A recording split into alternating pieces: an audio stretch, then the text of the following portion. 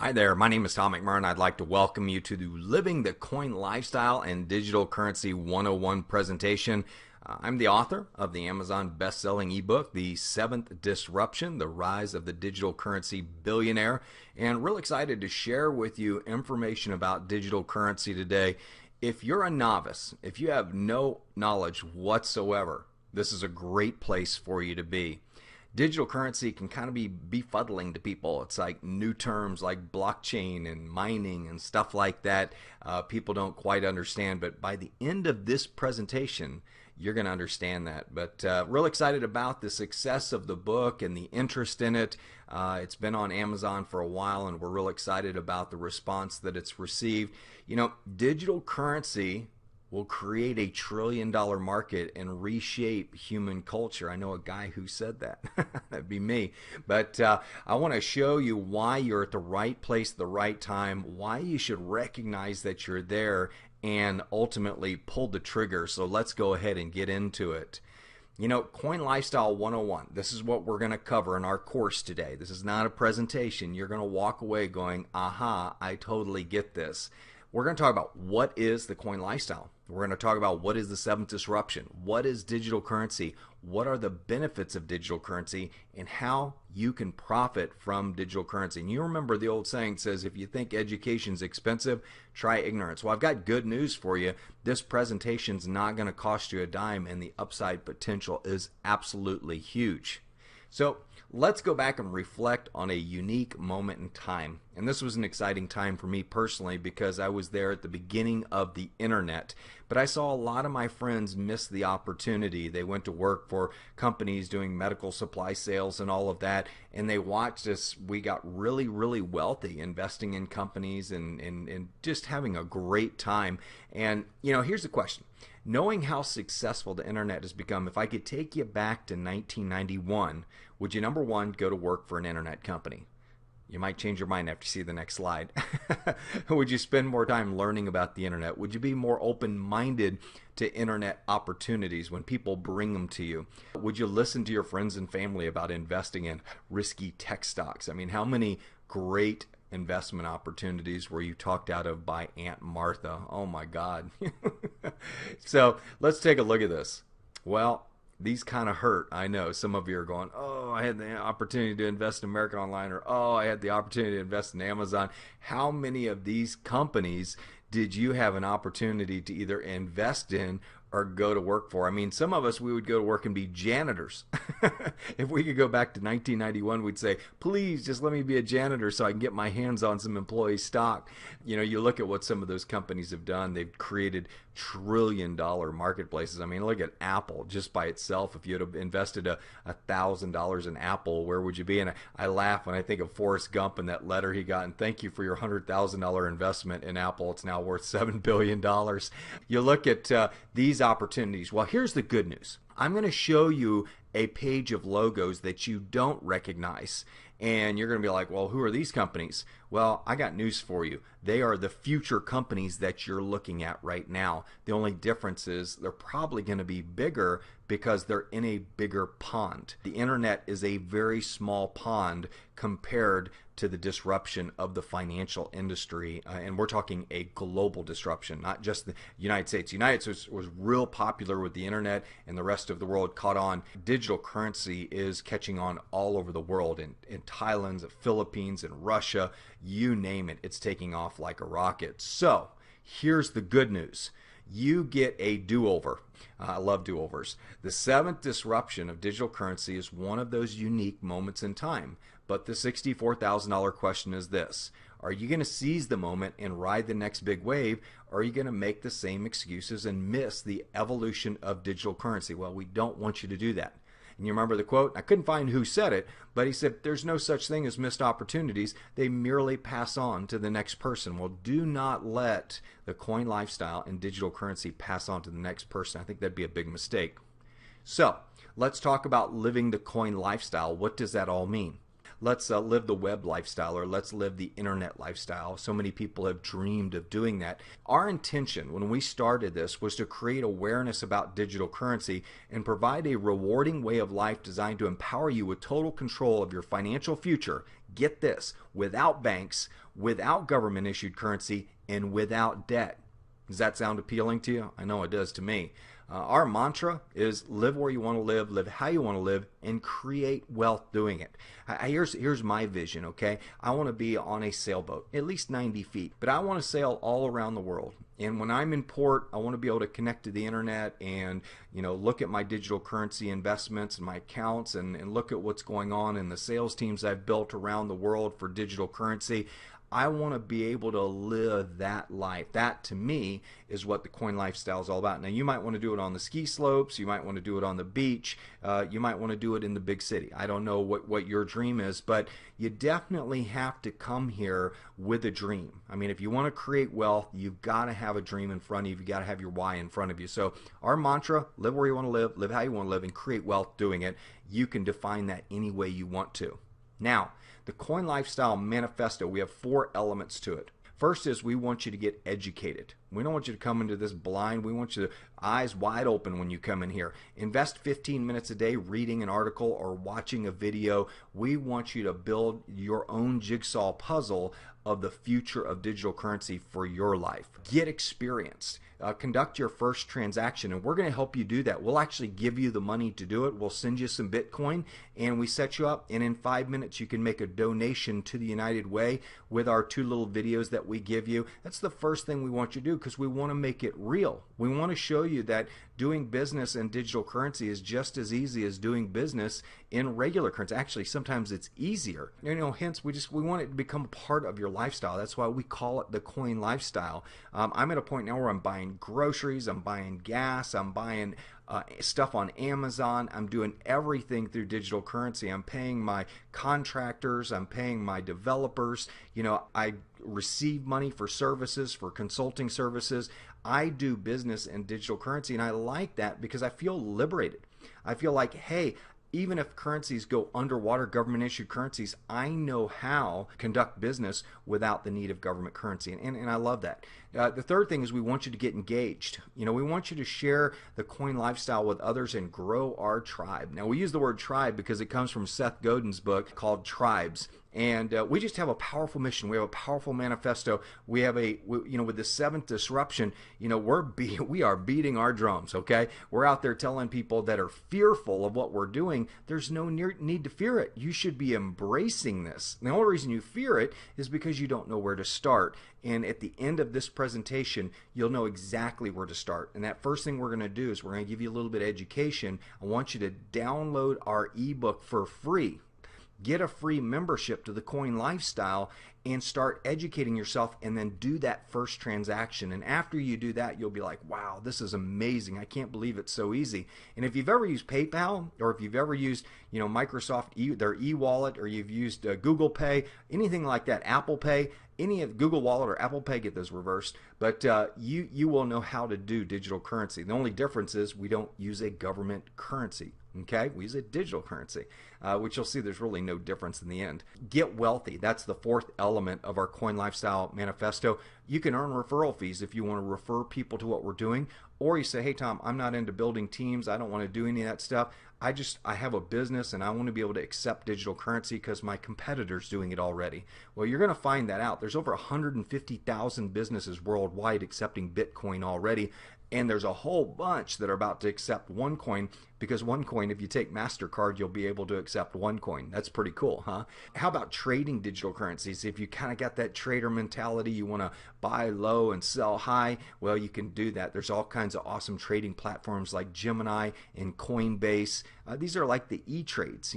These are like the TD trades. I mean, they already exist and they're out there, and people are trading digital currencies just like they do stock. Okay, let's talk about what a disruption is. And a disruption is really serious. A disruption occurs when the value chain that's vital to the existence, okay, meaning if it's cut, that company, industry, or country is gone, okay? But vital to the existence of a company, industry, or country is cut, re-engineered, or made obsolete. Okay, and we have seen this happen a bunch of times. Wikipedia, when was the last time you had an encyclopedia salesperson come to your door? Netflix, when was the last time you went into a Blockbuster Video? not been for a while, huh?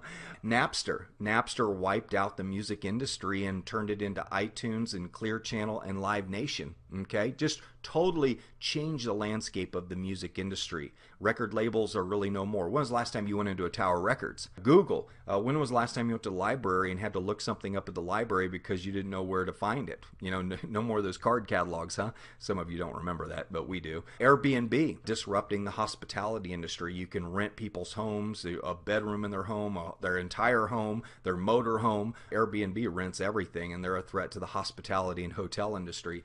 Uber is disrupting the taxi cab industry and the limo industry in a very big way. Ford, you're like, what is Ford doing on there? Ford disrupted the horse and buggy industry. You remember? Well, maybe some of you don't. I know I don't. We know that it did. AOL disrupted the you got mail industry in a very big way. A government agency that used to be profitable is now losing $70 to $80 billion a year. Okay, well, that's called a disruption last time I checked. Tesla is disrupting the energy industry, not the car industry, the energy industry, because they are proving that electric cars work, and the rest of the industry is having to follow suit because people like the idea of being off of fossil fuel. OneCoin is disrupting really the digital currency industry. They're kind of like the AOL. They're coming along and making everything easy and getting the masses online with over 800,000 people using OneCoin in really the last 14 months. It's pretty amazing. That 800,000 will quickly turn into 5 million people worldwide, and it will become a huge force in the digital currency industry.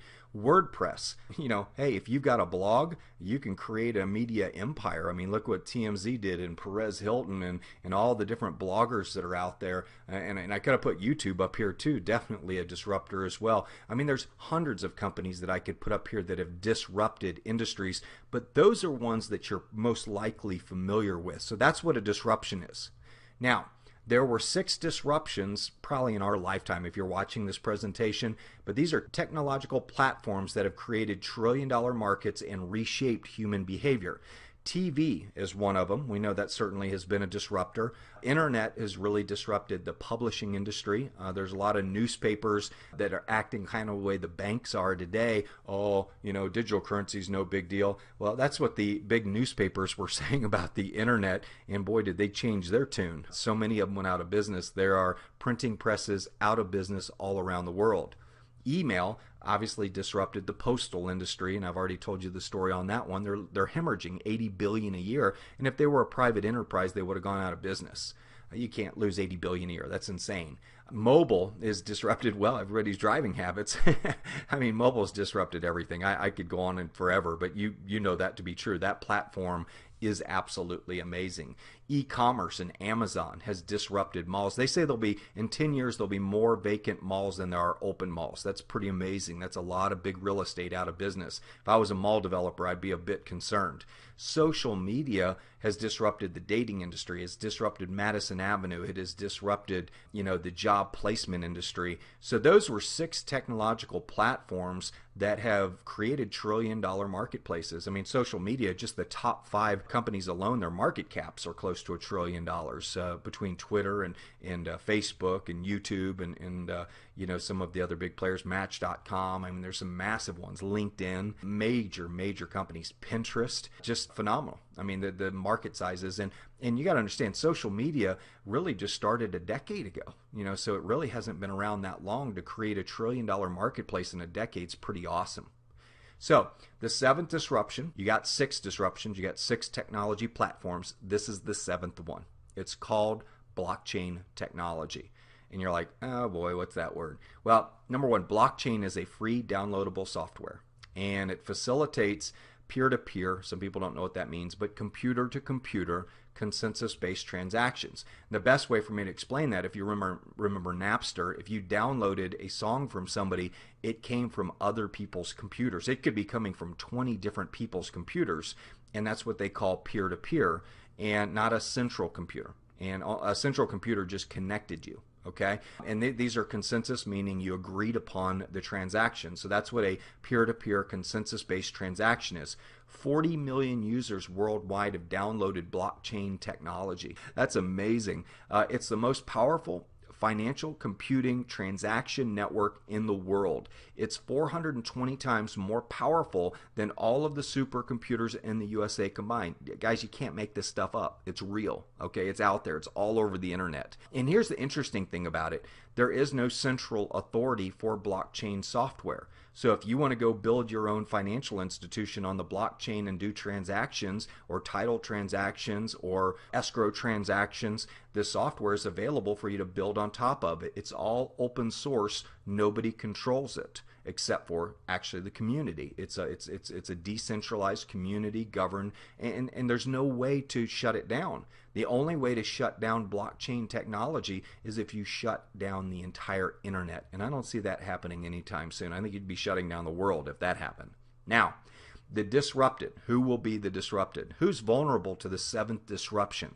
Any industry or organization that uses an intermediary or a middleman or middlewoman to conduct a paper or electronic transaction. That's worth repeating. Any industry or organization who uses an intermediary, middle person, to conduct a paper or electronic transaction. Well, right off the rip, that includes banks, title and escrow companies, money transfer services, medical records and billing is going to be a gigantic industry. Governments. I mean, there'll be governments that literally are put out of business because people come up with better mousetraps to conduct government. Voting, it would be one of them that can be done on the blockchain. Completely transparent, irreversible, and without fraud. Wouldn't that be cool? There are some people who don't want that. So here are some of the disruptionistas. And I always jokingly tell people, you'll probably go tell all your friends and Aunt Martha, oh, I'm going to invest in digital currency. And they're going to go, what? That's a scam. That's Silk Road. That's, murder for hire. That's drug dealers. And you know what's so funny? They did the same thing back in the internet in 91 when we told them everybody they needed to get online. Oh, no, those are like pornographers and crazy people that use computers to connect with each other, and all they do is transfer illegal secrets and stuff like that. Couldn't be further from the truth. Anyway, we look at what's going on here. These are the people that are behind Bitcoin and blockchain technology and digital currency. These are the luminaries. These are the experts. These are the investors. I mean, Richard Branson, the guy's a billionaire. I think he's got more cred than your Aunt Martha or even your father or even your financial advisor who doesn't even know what blockchain technology is. Mark Andreessen, the internet browser that you're viewing this presentation through, that dude invented it, okay? And he says this will change everything, digital currency, referring to digital currency. And that's the guy that invented the internet browser. And he's saying digital currency will change everything. Ben Bernanke has been on record of saying very positive things about digital currency and how it could revolutionize our capital system. Okay, it's a pretty bright guy. Some people don't like him, but he's a pretty bright guy. There's a guy named Eric Schmidt. He's the CEO of a small company called Google. He says it's a remarkable cryptographic achievement and has the ability to create something not duplicatable in the digital world. It has enormous value. Okay, this guy's probably got a little more cred than Aunt Martha as well. I'm suspecting she may have gone, to a community college or gone to a 4-year degree. I don't know, but this guy's a pretty bright guy. Then you got Dr. Rusha Ignatova. I mean, here's a lady that worked at McKinsey. She's consulted. She's built. She created a company that's the fastest company in the history of the world to do $1 billion in revenue. Faster than any other company in the world, and a brilliant woman, and she's all over the internet as somebody who is advocating the future of money. She's been featured at many conferences with The Economist and Forbes, and just really an amazing woman. Michael Novogratz, Fortress Investment Group, the guy manages like $50 billion. He's unbelievable. He's investing his personal money in the infrastructure of the blockchain and digital currency. Maybe you've heard of Peter Thiel. Here's another guy that's an absolute stud. He says it's worth thinking about. Money is money as the bubble that never ends. There's sort of a potential that Bitcoin could become this new phenomenon. Okay, here's a guy that is absolutely a stud in business. I think he was one of the creators of PayPal. Pretty bright guy. Then you got Tim Draper. Here's another guy that manages like $30 billion. I mean, this guy he's like one of the biggest investors in Bitcoin behind Mark Andreessen. Okay, and then Peter Diamandis in the lower right-hand corner, the founder of the X Prize, has been well quoted as saying, this is the future. That digital currency and Bitcoin and blockchain is where it's at. So these people, please do me a favor, research this before you take Aunt Martha's, because Aunt Martha talked you out of Apple. Just remember that. Aunt Martha talked you out of investing in Microsoft. Don't listen to her again. These are disruptionistas. These are absolute studs in the digital currency industry that are advocating digital currency in a very big way. And by the way, there's about 50 more I could put on the screen that you would recognize their names. So here are the logos of the future. I showed you Apple and Microsoft and all of those. These are the logos that you are going to see. These are the opportunities of the future. Now, my personal strategy is I want to find a way to put $1,000 in each one of these. Okay, I want to be like Forrest Gump. I want to put 100,000 in one of them. I think I know which one. Anyway, not going to mention which one it is, but I'm a real fan of it. But looking at Bitcoin and definitely putting $1,000 every month in Bitcoin and Litecoin. There's so many great places to diversify your financial portfolio. Now this is still a very high risk industry, just as the internet was. So you got to use some common sense. You don't go put all your life savings in digital currency. And I'm not a financial advisor, so I'm not giving you advice. I'm just telling you what I'm doing because I see this industry as the next internet. The only difference is it's going to be 5 to 10 times bigger, and the opportunities are going to be 5 to 10 times bigger.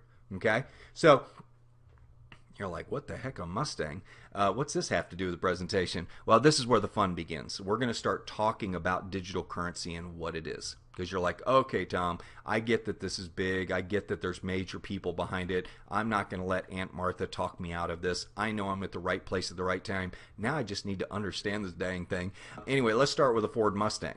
The interesting thing about digital currency is it's finite, meaning when you create a mathematical equation to create digital currency, it's capped at how many coins it can actually create. Now, there's no physical coin. A coin is synonymous with a serial number, and we'll get into that here in just a second. Everything's a serial number. Anything that's got value is a serial number. Okay, the Mustang was a serial number as well, and I'll tell you what I mean by that in a minute. But there were 689,440 of these manufactured in 1965.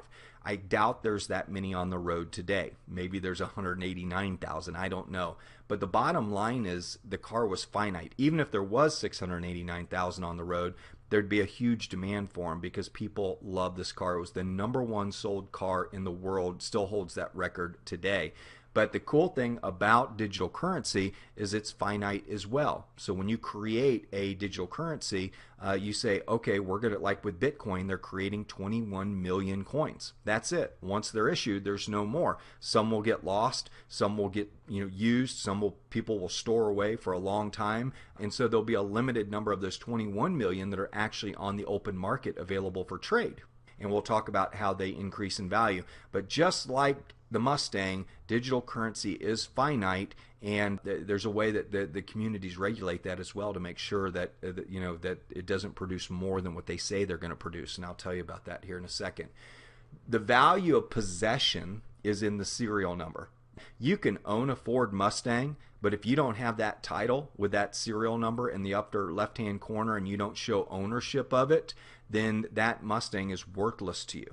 Okay, you might be able to go sell it for scrap. You might be able to sell it to somebody without a title, but it's certainly not for the value that you could if you had the title and the serial number. So the VIN number, the vehicle identification number, is unique on every single one of those 689,440 Mustangs. Okay, each number was different. Well, guess what? If you pull out any bill in your pocket, you will find out that they all have serial numbers as well. And that's really where the value is. Without that serial number on that $100 bill, that serial number is worthless. It's worthless anyway. It's a promissory note that owes a whole bunch of debt behind it. But that number is basically a CUSIP number, a bond number that's tied to an issuance of debt. which means the holder of that is responsible for the debt. And how about the euro? The euro also has a serial number as well. So you're like, okay, so maybe it's not too bad to deal in serial numbers. We deal with them all day long. When we do a credit card transaction, they produce a transaction number, and that's a serial number that identifies that transaction. So the fact that digital currency is merely a serial number, you should not discount the value of it, because just about everything you do in financial transactions is a serial number. The only difference is like the Mustang. The Mustang has a raw material value to it, but that $100 bill doesn't. They say, oh yeah, you can redeem this at the Federal Reserve, and they'll redeem it for what? They won't redeem it for anything. It's a promissory note. Okay, you won't get any gold or silver. That's been gone since Nixon. So when you look at the value, you trust that serial number on that $100 bill, even though it's worth nothing, even though it's actually tied to a liability that you're responsible for as a taxpayer, to the tune of about $20 trillion. Okay, I like handing people $100 bills. Say, here, would you like this $100 bill? And they go, oh yeah, absolutely. And I say, well, great. Here's a promissory note for $1,480, because if you take this, that's what you owe in return. That's what you're on the hook for. And they're like, why is that? It's because that's how much debt we have, and you as a taxpayer are responsible for it. So the U.S. government has done a great job of basically imprisoning us, with debt, to where people have to continue work, pay for their Ford pickup or their Chevy pickup or whatever car they have, because debt is the ultimate imprisonment tool. And I don't think you'll argue with me. And I'm not saying every country does that, not just the United States, but it's a way to keep people on the plantation and keep them working. And I hope you're not offended by that example. But in reality, when you look at the dynamics of it, I'm not far off. The idea is, can you live on the plantation without debt and without having to, work if you don't want to? That's the big question. Okay, and if I could answer that, you could, with the way we're doing business, and I'm excited about that. So, how is the market value of the dollar, of the Mustang, of the euro? How are they determined? Well, it's pretty straightforward. The value is determined by auction or by exchange. See all those people standing around bidding on that car? Well, that's the same way they do the US dollar, and it's the same way they do digital currency. So the fact of the matter is, digital currency's value is actually determined the same way the dollar is or the Mustang is. So why would you have a problem with it? Is if the community's huge and everybody's bidding on it and the community's growing, guess what happens to the value of your digital currency, of your serial number? It's going to go up in value. So value is determined by an auction or an exchange, and there's exchanges like Coinbase and Gemini, and there's a whole bunch of them that you can actually trade on. Itbit is another big one. And so considering the value of the 1965 Mustang, in 1965 it was $2,320. Well, in 2015, it was $25,500, 10 times the value. Okay, now why? Number one, because the 1965 Mustang is finite. There was only a certain number of them produced. It's an auction-driven market value. So the car's really not worth that raw material-wise, but that's what people are willing to pay for it. Well, guess what? Same way the dollar operates, same way digital currency operates. Bitcoin right now is at $471 per coin. You know what it's worth, its intrinsic value is? Zero. Okay? It has no value whatsoever. But that's what the community trusts the currency, and the community has driven it to that value. Now, it can go down to 200, it could go up to 1,000. So it does fluctuate in value. But interesting thing about it, back in February when I saw the issue going on in Greece, I was like, you know what? I want to start putting some money into Bitcoin, because I think people in Greece will start buying Bitcoin and using it to transact business. And pretty interestingly enough, it went from $210 all the way up to $500. So the money I put in there, my buying power actually almost tripled in value, which was pretty awesome. But when you look at the value of the Mustang, it's determined by a community. The bigger the community, the more demand there is for the finite number of Mustangs. So if you have 5 million people who love Mustangs, the value is going to be X. If you have 50 million people who love the Mustang, the value is going to be X times 10. And each Mustang, remember, has a vehicle identification number. And so the value, that 25,000, if you took the number of Mustangs that are on the market today and multiplied them times 25,500, which is the average selling price at an auction, you would end up with the market capitalization of the 1965 Mustang, which I think is pretty cool.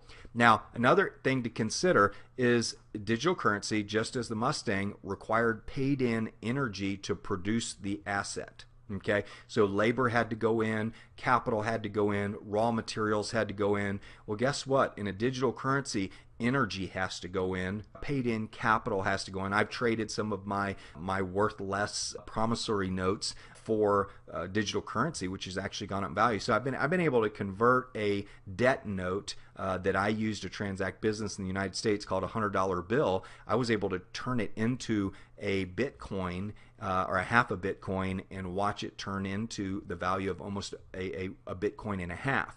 Okay, which is pretty cool. I like taking worthless currency and turning it into currency that increases in value. I don't know about you, but it makes sense to me. I like that equation.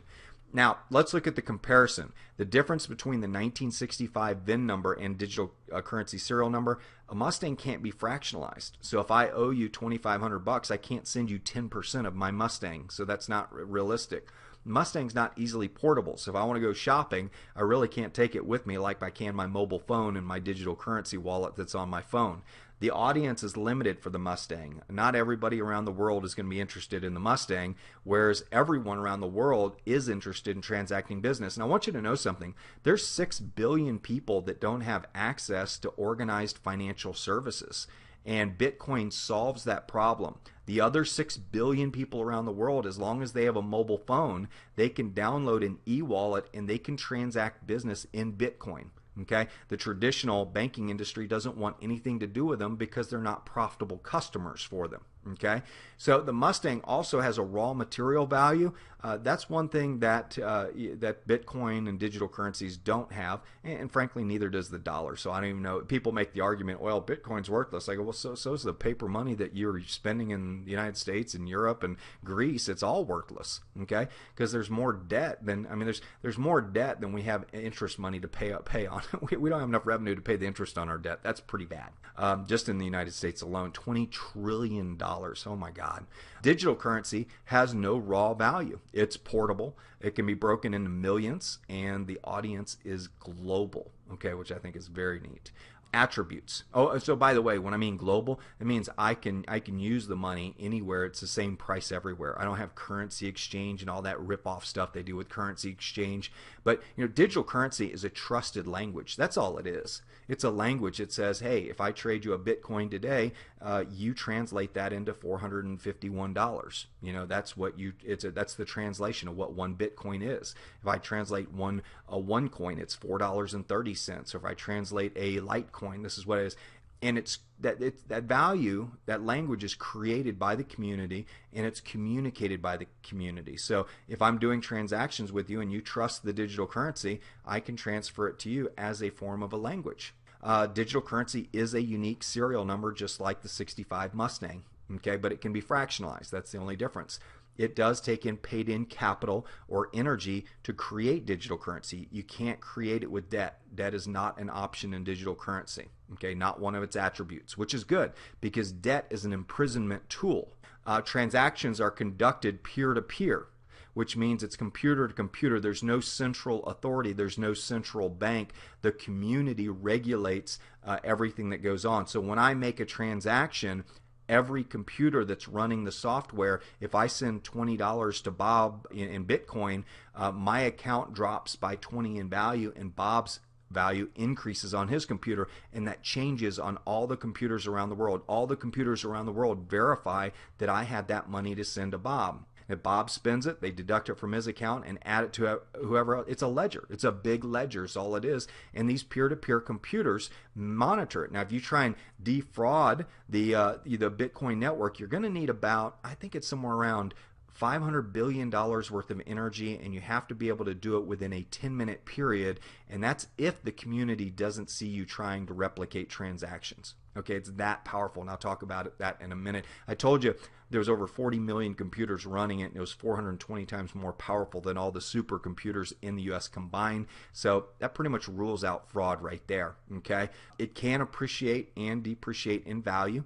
There are no intermediaries, no bankers to take your money. Okay, no bankers to sit. How many times have you had your money sat on over the weekend? It just pissed you off. Okay, I hate that. And there's no need, because you know they had it the minute the transaction. They could look on the computer and the money was in their account, and they go, "Oh, we have to wait 3 days for it to clear." It's like, that's the biggest lie in the world. Okay, it is instant and there's no fees. So when I send you money in Bitcoin, there's no check is in the mail. The minute I press send, your phone pings, okay, or your computer pings. And if you've done a transaction with us, you know how quick it is.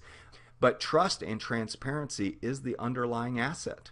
Okay, it's what the community deems the value of it is, and if the blockchain, the public ledger, it has integrity and nobody messes with it, which they really can't with the blockchain anymore because it's so huge, people just trust it.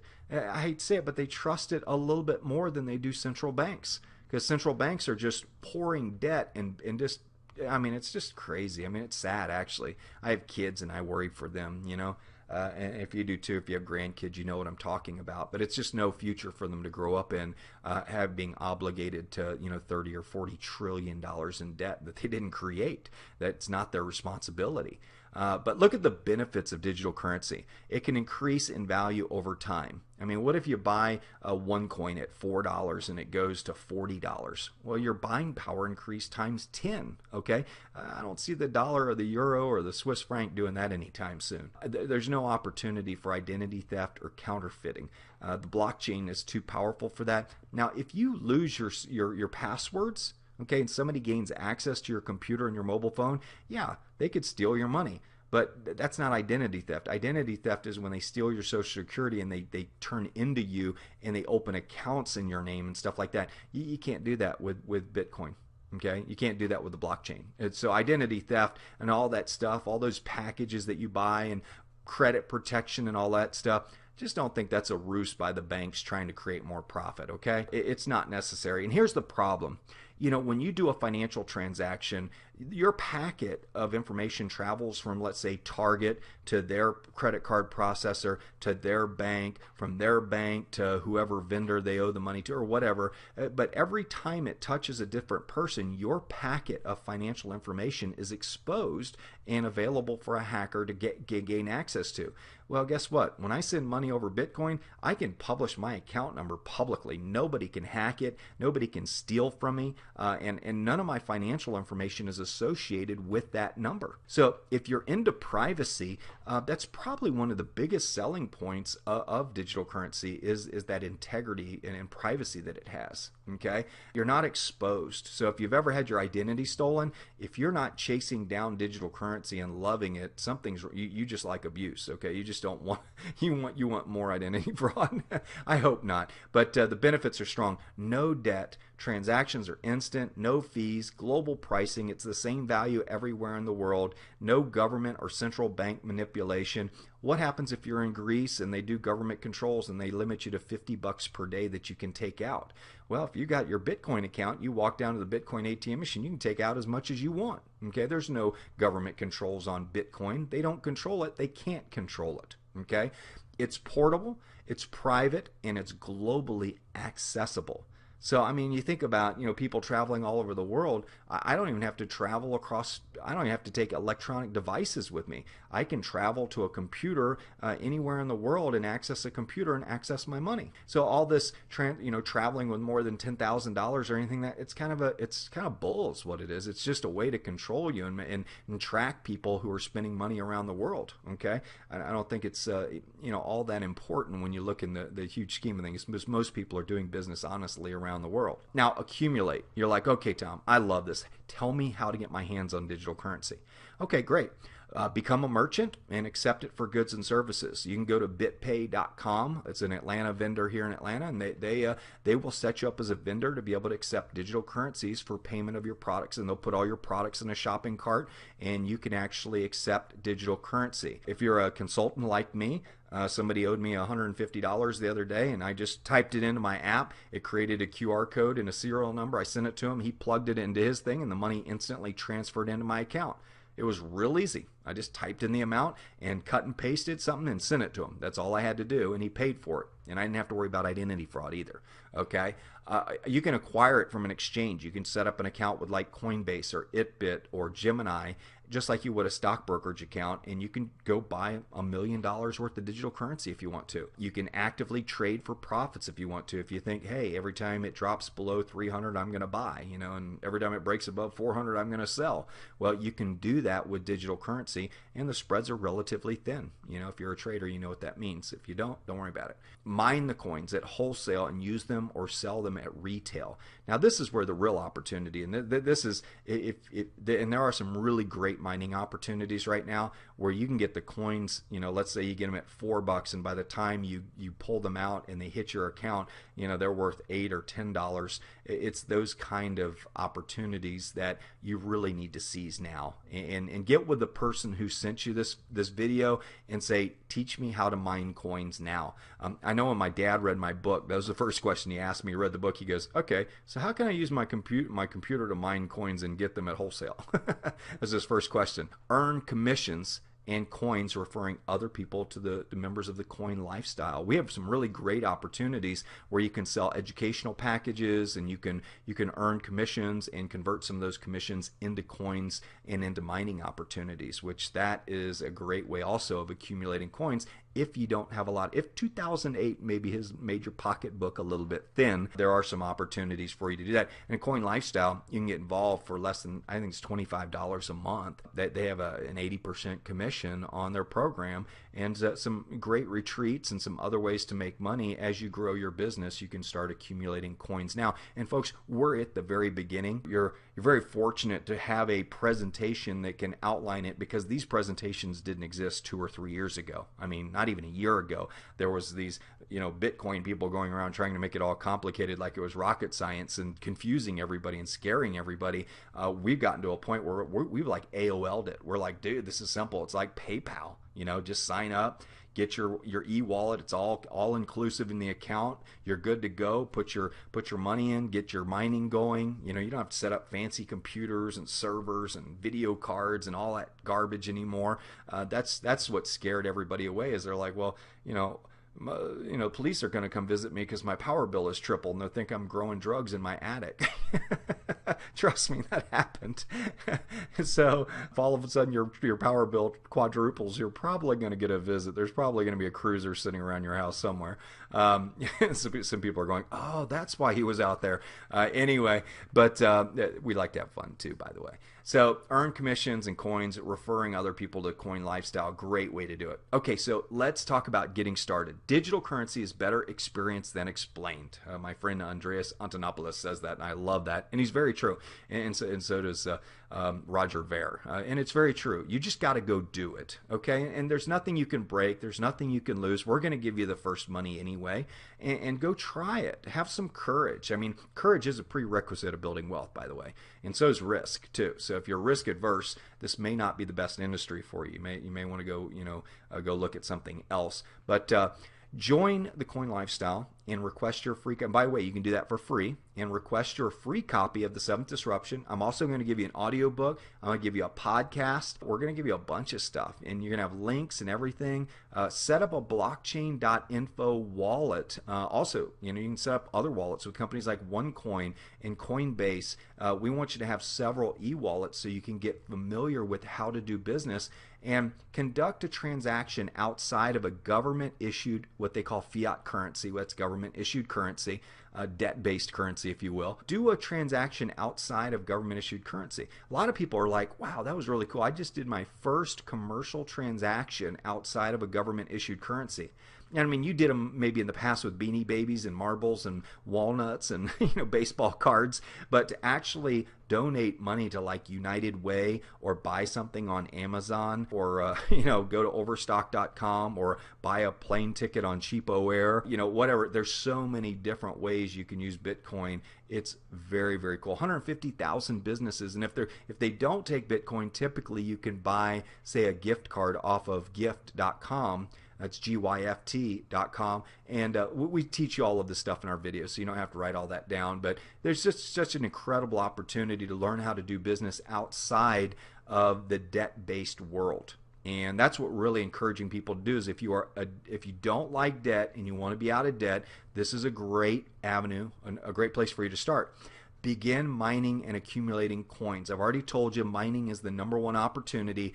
Any digital currency that launches where there's a mining opportunity, where it's simple, where you don't have to buy all these fancy computers, you ought to jump on it and look at it, because especially if they have a proven way of building their community, because that's going to be very important.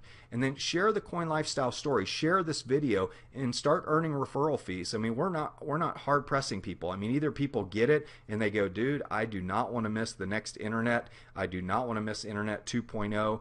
That's really what people are excited about. Now, let me share something exciting with you, and I'm just about done here. But look at this. Bitcoin has already paved the path for us. Bitcoin's the #1 producing investment in the history of the world. It went from 10 cents to $1,203 in 5 years, and you're like, oh yeah, but look, it dropped all the way back down. It dropped down to $250, and now it's back up to $500 again. Okay, and they say this thing could go to $5,000, $6,000, $7,000 per coin. I mean, there's only 21 million of them, so there's not that many of them out there. Okay, so the opportunity for this thing to absolutely explode and create wealth for you is incredible. And people say, well, once you're in digital currency, can you go back into debt-based currency, fiat-based currency? The answer is yes.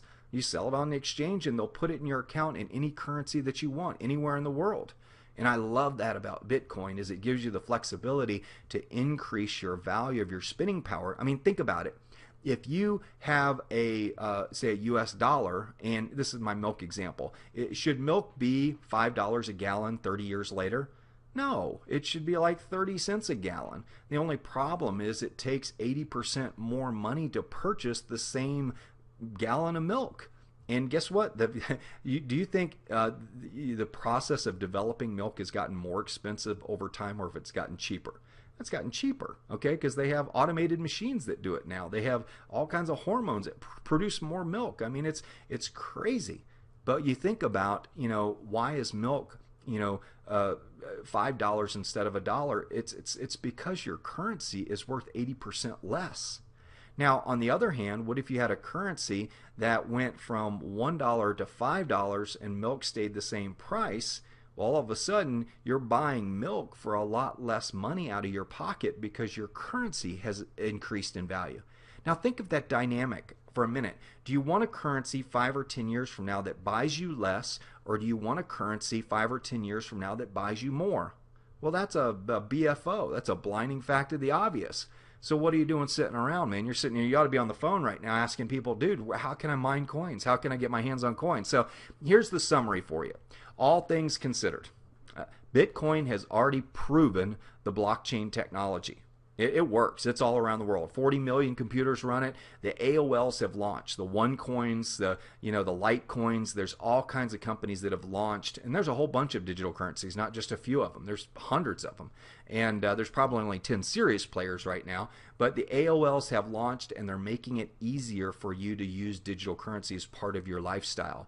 Billionaires and luminaries are investing in and prognosticating the future of digital currency. That's a big word for saying they're predicting it. Okay, so there's already big people saying it's the future. Okay, and I think they like the idea of a decentralized currency rather than a centralized currency, because right now there's about 10 or 12 families that control most of the money in the world. Wouldn't it be interesting to have a currency where the other 4 billion people around the world control the currency instead? I like that idea. Okay, government issued currencies are buried in debt and they're declining rapidly in value.